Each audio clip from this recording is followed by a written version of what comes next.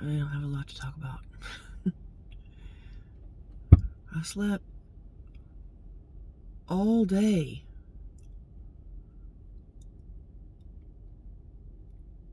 until like midnight the next day. It was awesome. Sleep is underrated. It's like real sleep, like where you're just laying there and and I snore really loud, so I don't know how I snore, but it's just, they say it's really fucking loud, so whatever. Like my kids, I'll be in the opposite end of the house, I'll be sleeping, and they're like, yep, mom's asleep again. And they make fun of me all the time because it's really loud in the opposite end of my house. My house is a pretty decent size, so I don't live in a mansion or anything, but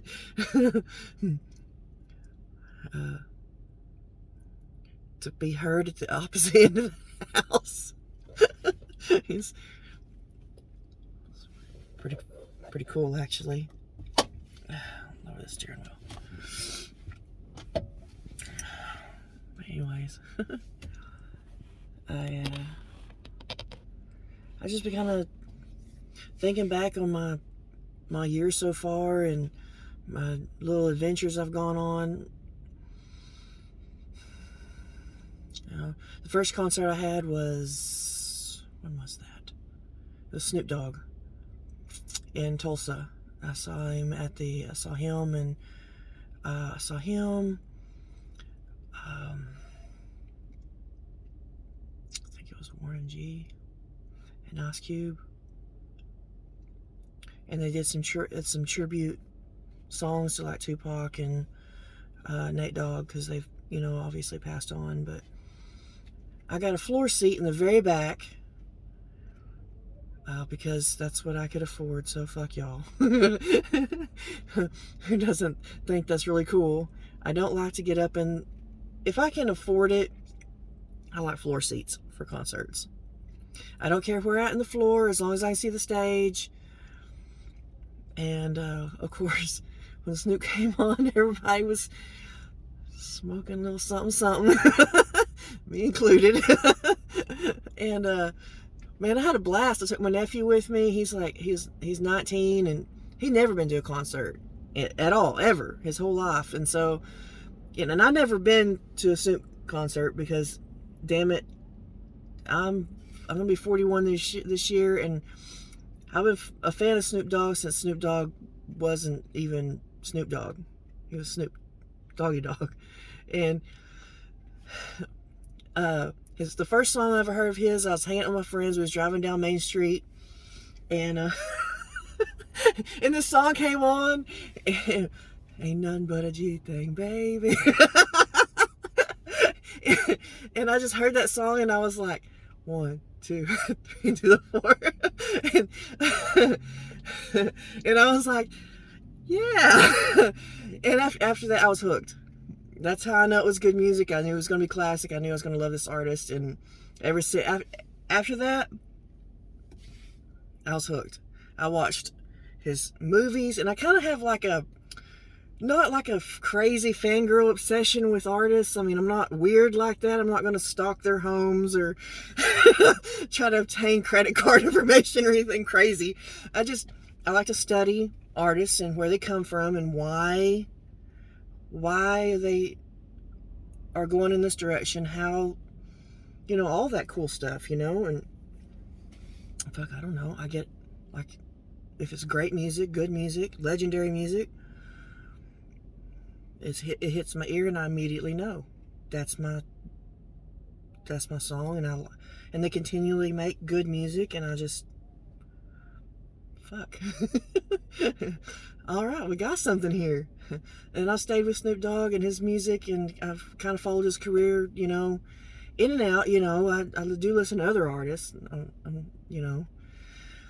but he was my introduction to rap. Yeah. And I've always liked rap music, but the 90s, late 80s, early 90s gangster rap, which didn't hit my ear until I was like how old was I? I was like 14, 15, 16 years old. And I come from a small town, so it's all country music or rock music. And I love all those genres just the same, but fuck.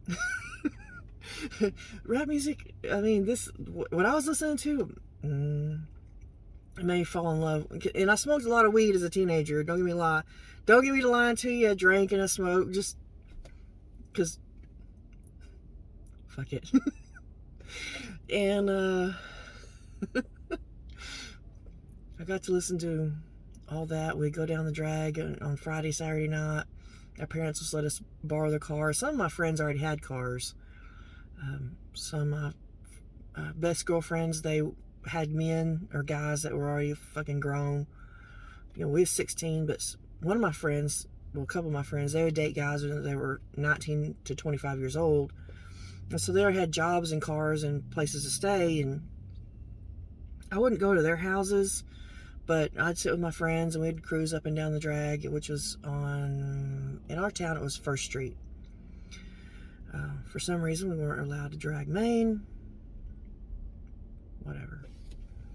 But we'd go from the Sonic on First Street, and that's where we'd turn around at, and we go all the way down. In our town, in Durant, the First Street and Main Street meet like this, like at a corner. And so we get down close to that where that Main Street and First Street met, and there's like an empty parking lot. So we turn around and we'd do that until it was time, till curfew. Smoking weed and hiding the alcohol from the cops. And keep in mind, you know, we just recently, we just became legal just a few years ago. So it's not like it is now where you just show your card, walk into a dispensary, and just, here's your shit, get out of my face. Which I'm not rude like that here, but I'm just saying it's not that easy, you know. Back then, you had to know somebody who knew somebody, and you had, you know, if you're old school, you know exactly what I'm talking about. There's a thrill of getting caught. That was the high. The weed high was the bonus, because you didn't give a fuck if you got high after that. So, and the weed back then wasn't real strong. It was kind of like, I guess, dirt weed. It's whatever Grandpa grew in his backyard, and my friends got a hold of or stole from Grandpa. Or my dad. My stepdad. Sorry, Dad. And that's what we did. Or sometimes, now back then, when my parents had, like, my stepdad worked in the oil field, so he was gone. Mom, well, she did the best she could with me and my brother. So we just kind of, you know, invite our friends over, and Mom didn't have a clue what we were doing. She'd check on us and we'd hide it real quick, you know, and, you know, regular teenager shit. But we had like 5 acres and a horse and some chickens on this little house on the hill on Sawmill in our town. And yeah, that's the literal name of the road, because it was Sawmill Road because there was an old sawmill on it, and that's the road we lived on. Anyways, it's just sitting, and that house is still sitting there. Like, by the way, it's still there. Last time I checked. And we just party all night and hang out and just do teenager shit and listen to loud music and argue over which song is the best and just cool shit. When I was 16, we had this Halloween party. All right. Now, I told my friends about a month prior, and then I just kept reminding them because, fuck, I wanted my friends to show up. And a lot of my friends at that time were guys that I was just friends with. And I told them, I was like, bring your girlfriends, because I was dating Sugar at the time. Sugar was a weed dealer. So I didn't have to worry about, you know, the supplies. I just had to worry about where the beer was coming from. My mom was gone. By the way, this was not something that she condoned in any way. But so I was 16 years old. My mom was gone for the night, and it was just me and my brother. He was 14. He was dating, which I didn't know, my best friend at the time. And shoot, we just had a blast, man. My friend Jay came through, and he was working at local wholesale warehouse in town. He was already 18, so he bought all the beer, and I think he said he spent like $200 or $300 on beer. I didn't ask him how he got the beer. He just said he bought it, and I was like, cool, throw it in the fridge, let's go. And of course we had I had the snacks set out, but I did not prepare for as many people that was supposed to show up, because I was trying to keep it small, I was trying to keep the party small, just me and a few of my friends, and well, the whole school found out, and not everybody showed up, because not everybody was freaking invited, because I didn't want, well, it's high school, I just wanted my clique there, and I was the kind of person that kind of went from clique to clique and just picked out certain people that I liked and made my own clique. Fuck them. I've never been able to fit in anywhere, like just with one clique. I don't fit in anyone's box, apparently. Anyways, Halloween night shows up. My friends show up. Where's your girlfriends? Oh, they didn't want to come or whatever. All right, whatever. The beer's in the back. I'm waiting on Sugar to get here with the weed, and of course he was late. He showed up a couple hours later, but he was supplied, so I forgave him. And anyways, I had never, before that night, I'd never smoked weed. Like, seriously, like I had taken a couple of puffs, but I never inhaled. And this is the 90s. This is late 90s. I graduated in 99, so 96, 97.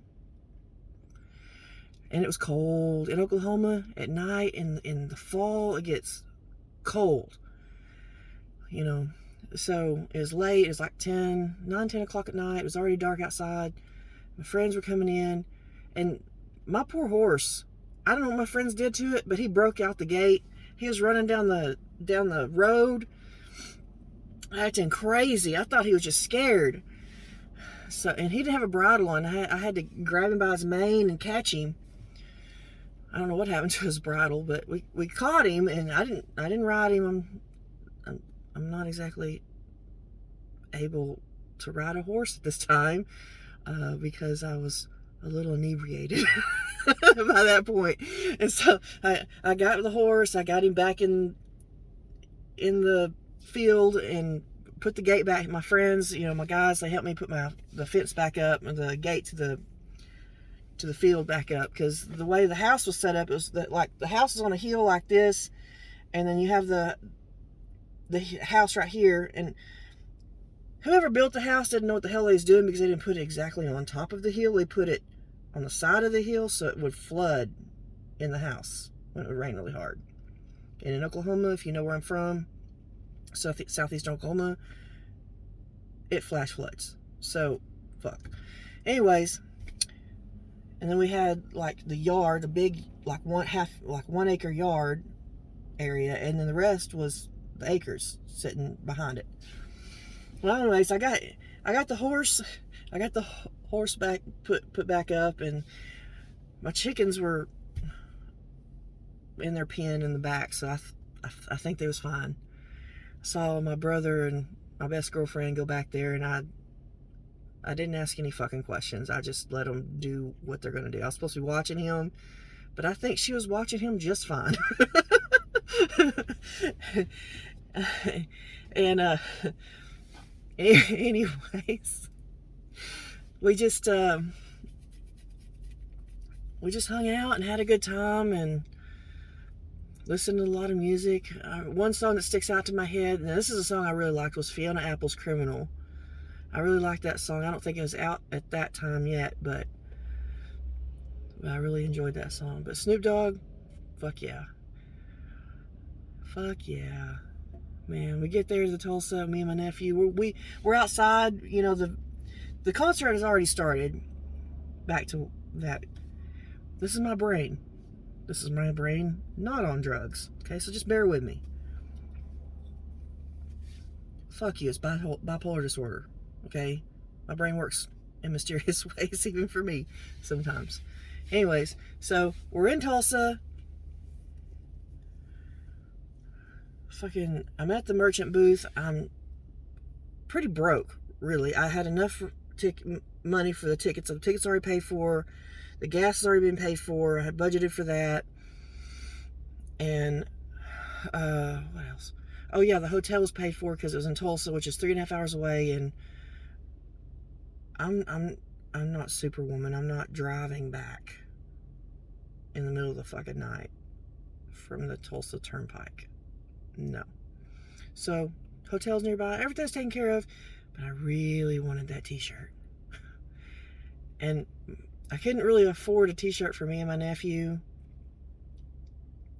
But I tell you what, the whole show, all the artists that was there, I know Snoop Dogg was the main reason I came, but it was all my favorite artists from when I was growing up and as I was a kid. You know, it was just like bittersweet for me because I got to relive a part of my youth that I had forgotten, you know. And Snoop Dogg comes out, and there's live strippers, and anybody that knows me kind of looks at me weird because I have a strange kind of obsession with strippers. I just think they're beautiful women, and I like the fact that they dance on a pole, and, you know, they gotta be tough-ass bitches to be able to get up there and do that, and I admire that. I do. I don't, you know, get your paper, boo. I ain't judging you. And, yeah. He came out there and he sang all of his songs, and man, I didn't care. I rushed the stage, and my nephew had taken off. He's not the kind of person just to sit in one spot for very long. It was late at night. I think he came on stage. I'm not sure what time it was, but it was like he was the last act, last set or whatever it's called. I don't know anything about music. I just listen and I'm a fan. Okay. Anyways, so I rushed the stage. Snoop Dogg comes out. He's doing his thing, and I'm just vibing, and man, I have to post some videos. I took some really good videos, and shit, it was just awesome. Yeah. After that, it was 2 days later, back in my hometown, was Slipknot. In their group. Now, I love rock music. Okay. Most all kinds. But I've heard of Slipknot, but it's not really a genre that I get into a lot. My daughter, my 15-year-old, she's the one that's really into that kind of music. And it meant a lot to her for me to take her. And I was like, oh, well, sure, it means a lot to her, and I wish somebody would have done that for me when I was a kid, is take me to a concert that's for an artist that I cared about. And so I did that for her. You know, I didn't hold, well, she has to be a good kid, you know, she has to have a lot of good grades and do all of her chores. Fuck that. If it means a lot to a kid, spoil them a little. Fuck it. They're only kids once. And yeah, she's made mistakes and fucked up and shit like that. Who doesn't? Doesn't mean I'm going to deny her a life-changing event right there in my backyard. Fuck.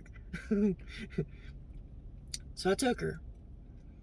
And this was her first concert. She had never been to any concert, really. And I was still kind of getting over going to Snoop Dogg concert myself, you know, 2 days earlier. But, you know, it was Saturday night, Durant, Oklahoma, Choctaw Casino Resort. We have a grand theater in there. I think it holds like 3,000 to 5,000 people. And so I get her some good seats, and we get in there, and I'm listening to the other bands that was invited to play with Slipknot.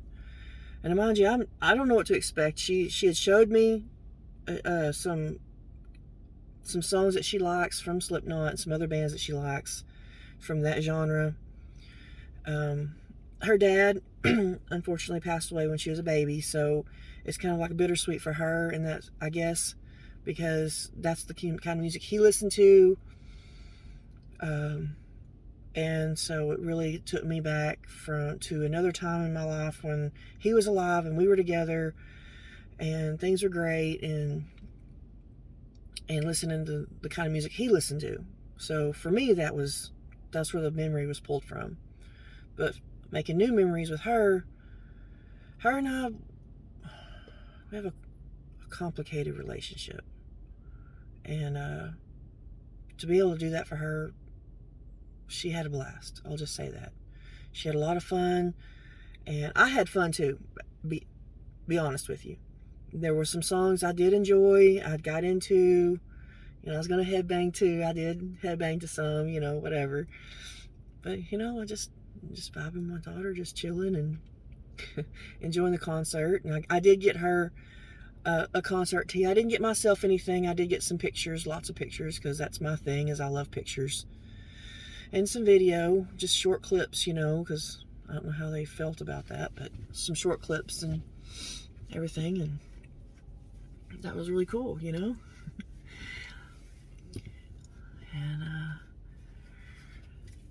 so then there was a third concert I've been to this year. Now this one was an adventure because I'm a little off my rocker at this point in my life, and look, like I said before, if your music is legendary, fuck, I'm going. And if I want to see you in concert, fuck, I'm going. So the last concert I went to was the one in Nashville for Upchurch. Now this one was a little bittersweet for me too, because after my divorce from my last husband, my ex-boyfriend from high school, we were both single at the time, we were friends all these years, and we're practically family at this point. Not literally family, that's gross, but we were kind of seeing each other again because we were both single and my divorce had been finalized. And he started showing me these videos of this guy.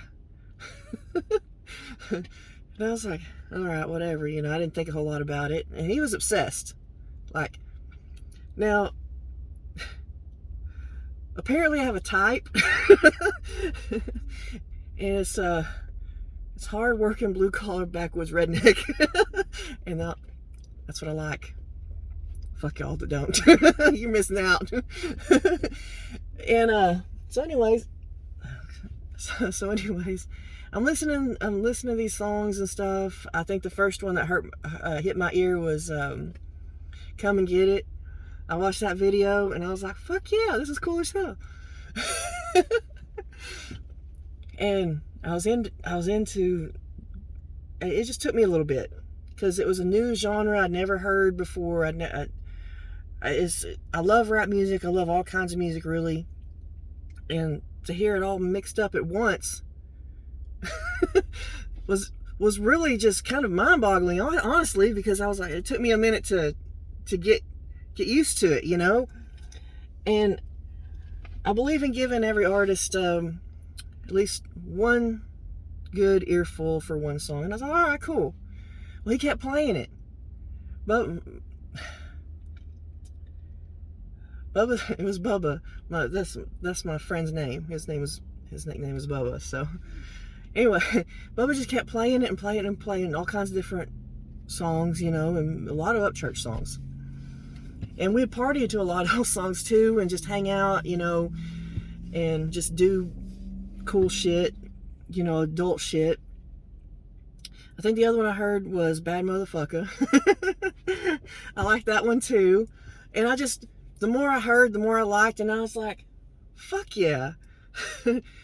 And that's how I got introduced to Upchurch. Anyways, when it came time to the concert, man, my kids, I took my kids. Okay, I live in Durant, Oklahoma.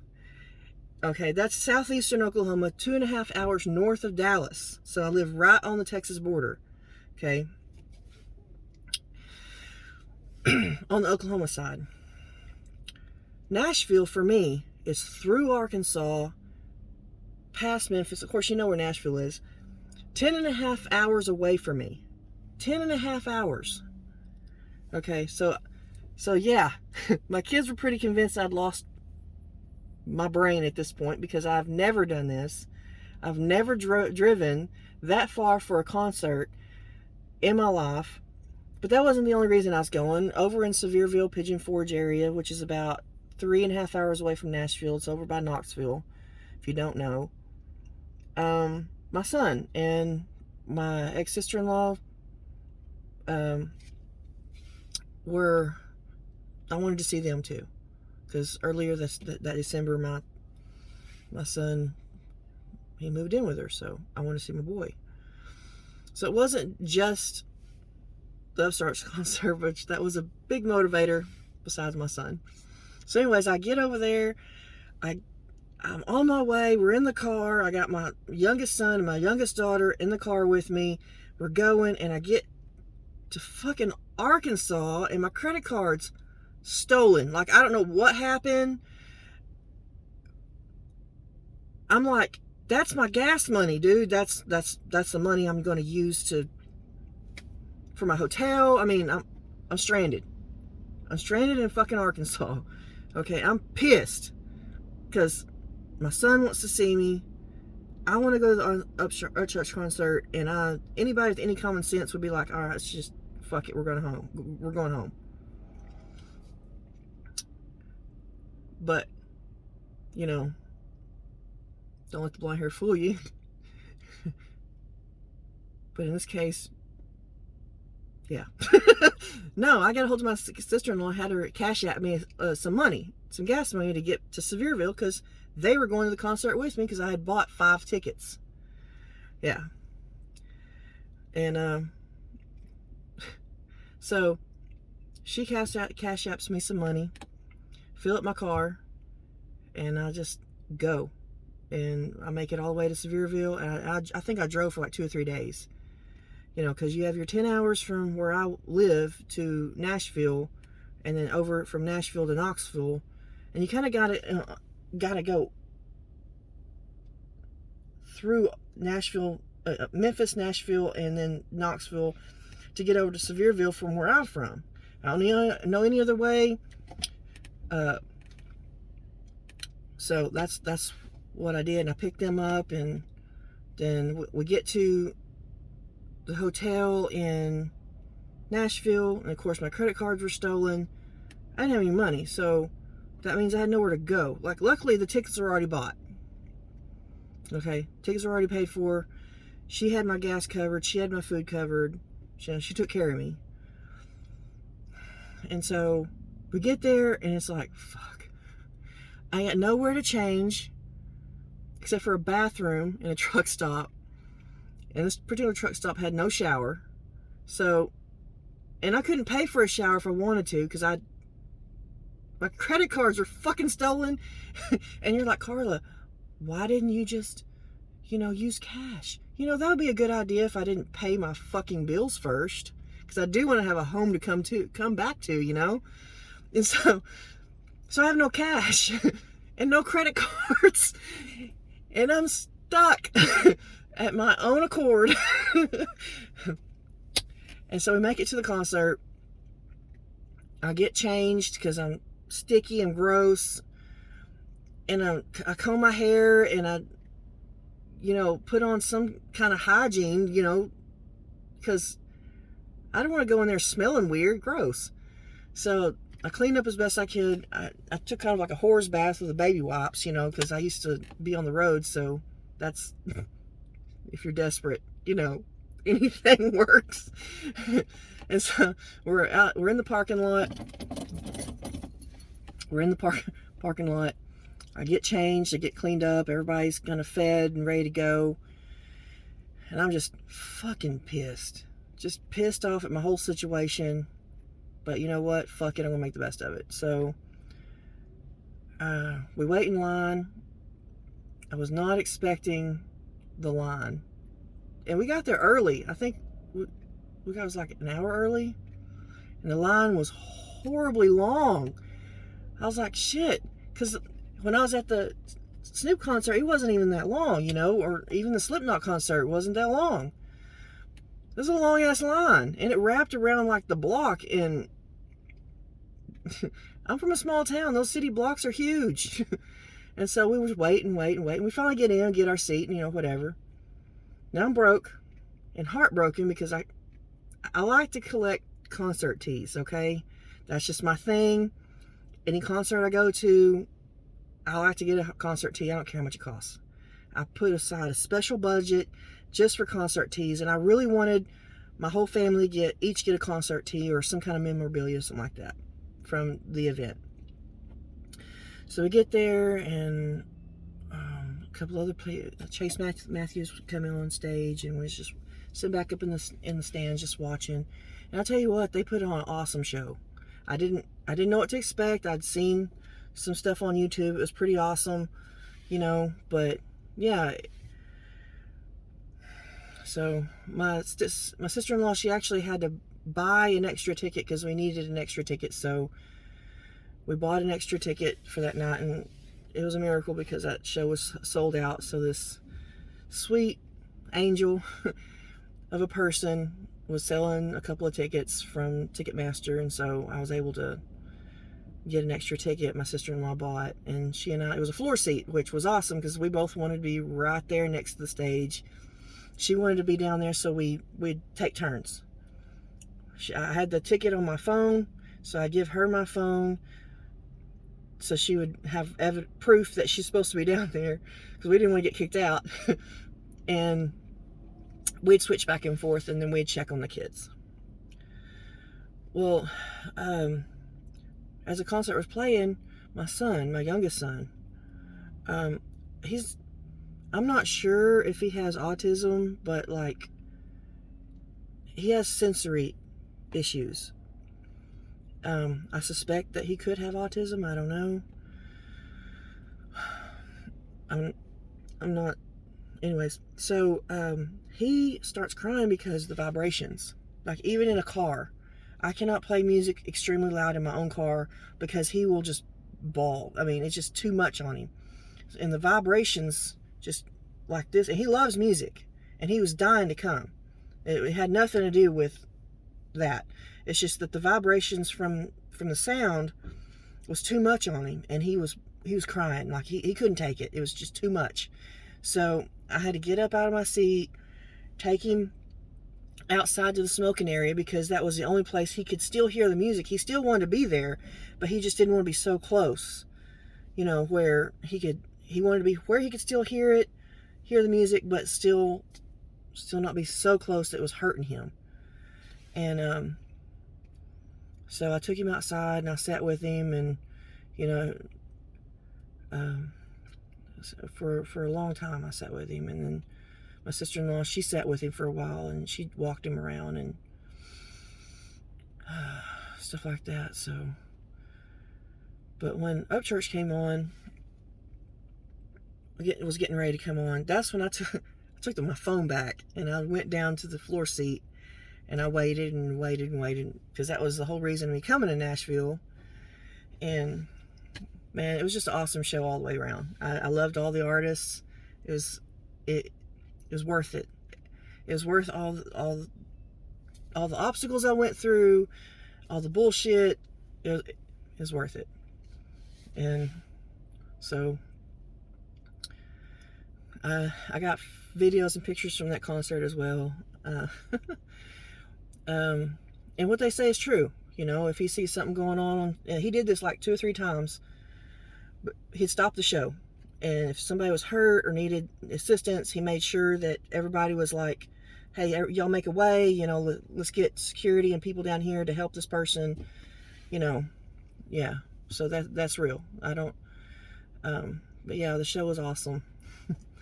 And afterward, he invited everybody for a beer, which I thought was really cool. And yeah, And then after that, I had to figure out where I was going to stay because I didn't have any money. And so this is where I got to meet the community. This is where I got a taste of the true South, because like I said before, where I'm from, people just kind of, it's every man for himself. But when I got to Tennessee and I had nowhere to go, okay, I didn't want to stay in a shelter, which that was an option for me. Shout out to Missions, Rescue Missions, I think it was, in Nashville. It's down at Lafayette. I stayed there a couple of times. If you're in a pinch, I think they should get some donations because they help a lot of people. Anyways, point being, we get back to Sevierville because I wanted to go to the bar. That's what I wanted to do. I wanted to go drink a beer. I don't drink anymore. My sober date was last year. What year is this? New Year's Day 2021. That was the last day I drank anything, because I quit drinking. Okay, so my sober day is that day. And I even if I just got a beer and just held it, I just wanted to go and see what it was all about, you know? I wanted the full effect. But my sister-in-law, she had the keys to my car. The kids were tired, hungry. They was ready to go home. And you know what? I'm a responsible parent. So that's what we're going to do. We're going to get the kids' place to sleep, place to stay. So we drove. She drove from Nashville to halfway to Knoxville. I think she drove I think there was only 30 minutes left before she couldn't drive anymore. She was exhausted. So we pulled up into a rest stop and we spent the night.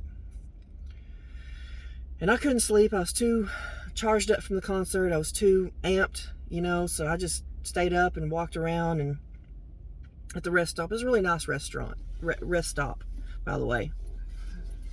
And me and my kids hung out, and you know, I got to spend some time with my son and talk to my son, and my 18-year-old, and it was good. Even though it was broke and everything. So we get up and she makes some phone calls, and we end up at this house of this old lady and this guy. Okay. And I have my dog with me, so staying in a hotel that doesn't allow animals is a big deal. And if you don't have your papers for a service animal, which I don't, which that was my service animal, but I don't have any papers for her, a lot of hotels won't take them. So she got me a place to stay at this lady's house. And I'll tell you what, from my interaction with people in Tennessee, very good people, family oriented, community oriented. Wasn't expecting any of this. You know, she didn't have to invite me and my rowdy kids into her house, which I got good kids, you know, they know how to be respectful. But so she had a spare bedroom, so me and my two kids, we stayed in that spare bedroom for about a week.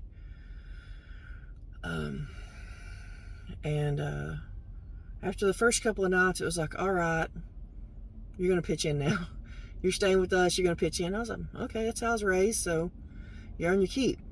You know, I don't have any money, so best I can do is just keep my kids in line and keep everybody, all my people picked up after, you know?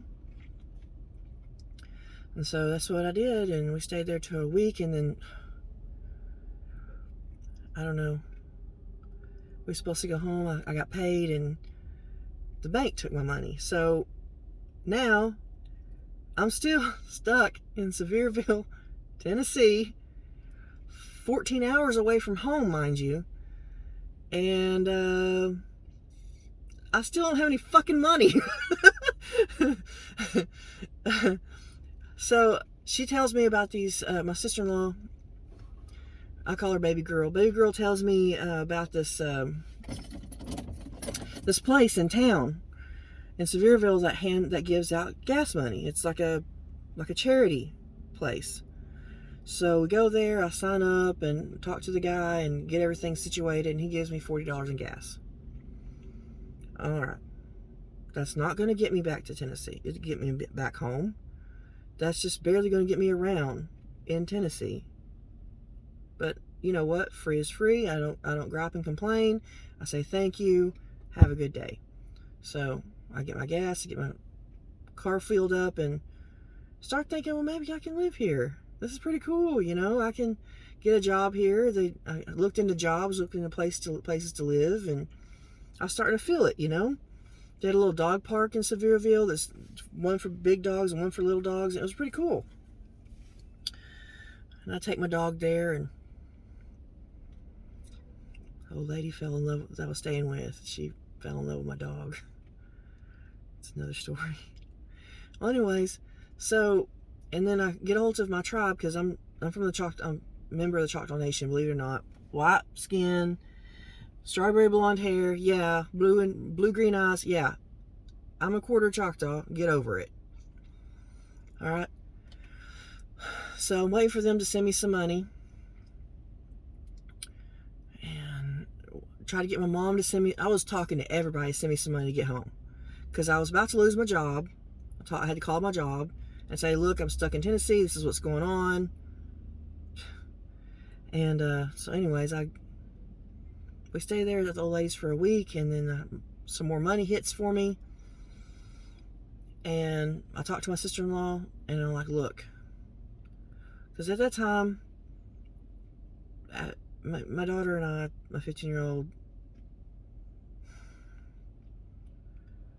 we weren't seeing eye to eye. We'll just say it that way. And we needed a break from each other. Because she's, and I'm, fuck. Any mothers and daughters out there, God bless you. Every day that you don't kill each other, it's not a murder-suicide. God's touch is in your life, I swear. Because we're struggling. Anyways, so we just make her and I make the decision with my daughter to let her stay in with her aunt for a little while, you know. And I go back to Nashville because I'm trying to find a job and look for a place to live. And I end up in Ashland City. Fuck. What the fuck, man? I was looking for a free campground where I could sleep, okay? That's what I was looking for. But the free campgrounds were off I-40 like an hour at least away. And I didn't have that kind of gas, and I didn't have that kind of money. So I just kind of hung out. They have a little farmer's market area there. I think I took some pictures. And they have like a little cute little park area for the kids. And, you know, I didn't bother nobody. I wasn't rude to anybody. I just kind of minded my business. And we hung out there. They got a river coming through with a bridge. It was nice. And they have like a walking track off to the side. We stayed there, me and my son, my youngest son, we stayed there the weekend, and he had a blast. We had a good time. Townspeople were really nice. And we didn't just stay at the park. We, you know, went other places. There's a place in down the street, down the road a little bit. There was like a Army Corps of Engineers, like it's who runs it. And this place was nice. And I had showers before this time, but I was ready for another shower, and they had showers there. I didn't know you were supposed to pay. The lady caught me a couple of days later and was like, hey, pay us money. And I was like, no, I'm leaving. So I didn't have any money. I would have paid her if I had it, okay? I'm not like that. But I didn't have it, and I was like, all right, son, load up, let's go. And we moved to another campground. You know, that was free. So, yeah. And then we went back. I went back later and picked up my daughter, and my mom sent me some money, and 3 weeks later, bam, boom, after the concert, we made it back. I'd lost my job at that point, but you know what? It's fine. Because I made a lot of memories, and in Tennessee, I felt like I found a part of myself that I'd forgotten. And that, isn't that what this is about? Isn't this what life is about? You're just supposed to keep reinventing yourself, and keep discovering yourself until you're ready to die, and then you're the person that God always intended you to be. You evolve and keep making yourself better.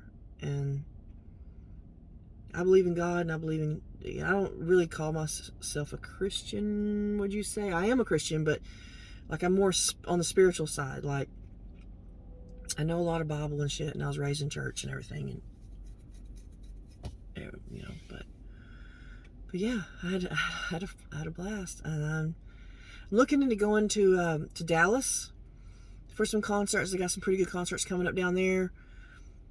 My son wants to go. My youngest son, he's 9. I call him Buddy. That's his nickname. It's been his nickname since he was a baby. Buddy wants to see Imagine Dragons. That's his thing. How I'm going to pull this off is beyond me, because the tickets are hella expensive, and I'll still need a hotel room because I know I'm not going to want to drive back that night. I'm not sure when the shows are, but I hope I can go and make his dream come true.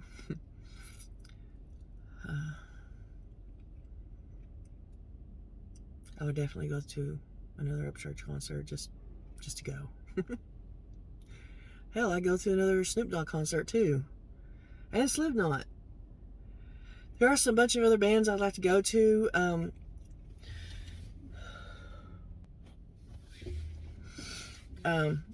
I was doing some research while I was in Tennessee, before the Upchurch concert, because the one I went, the night I went was on a Friday night, because he had his shows was 2 nights in a row. Well, on his first show, it was sold out, and then there was some tickets left over for the Saturday night show.